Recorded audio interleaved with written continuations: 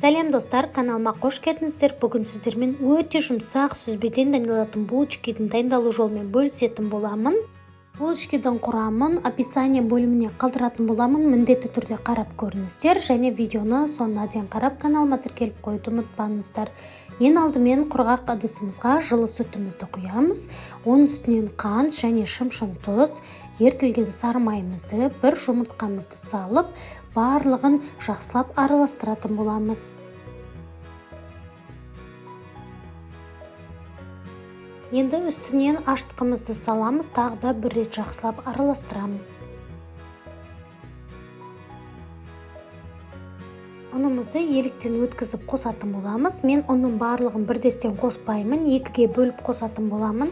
Сондықтан сіздерде солай жасап көрсеңіздер, булочкиларыңыз өте үлпілдеген булочки болып шығатын болады.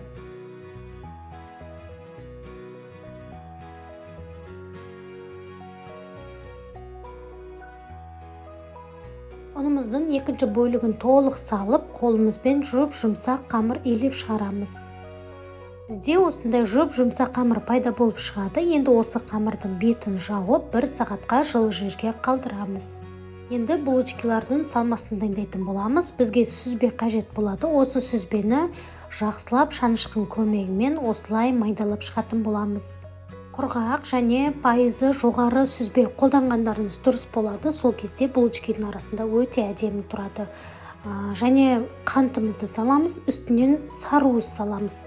Тағы да шанышқын көмегімен осылай барлығын жақсылап араластырып езіп шығатын боламыз.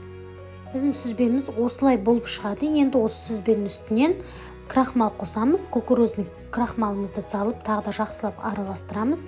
Және мейіз қолданатын боламыз. Мейізді міндетті түрде алдын ала жуып, құрғатып, сүртіп алып, содан соң барып қосамыз. Тағы да жақсылап араластырамыз. Осымен біздің салмамыз дайын болады.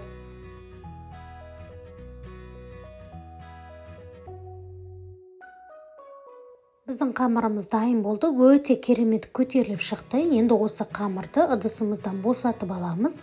Және ұн себе отыра осы қамырды тағы да бір жақсылап илеп жібереміз де, содан соң 2 бөлікке бөліп аламыз.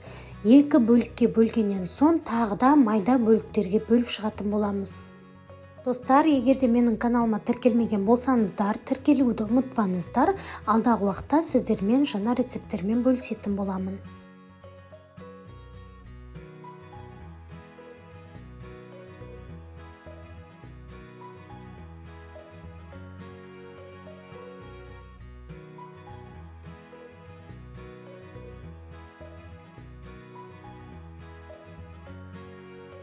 Қамырларымыздың барлығын дөңгелек осындай формаға келтіргеннен соң бетін 10 минутқа жауып жылы жерге тағы да қалдырамыз.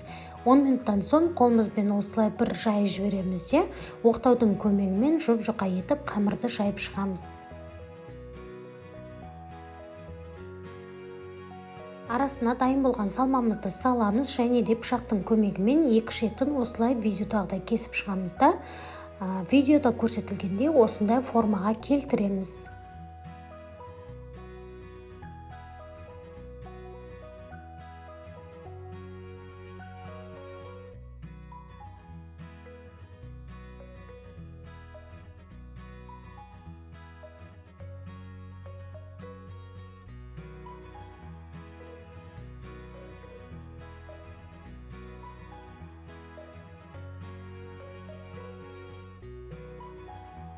Пешке қоятын ыдыстарымызға булочкимізді жайғастырамыз және сары уызға азырақ сүт қосып жақсылап араластырып, булочкиларымыздың үстінен жағып шығамыз.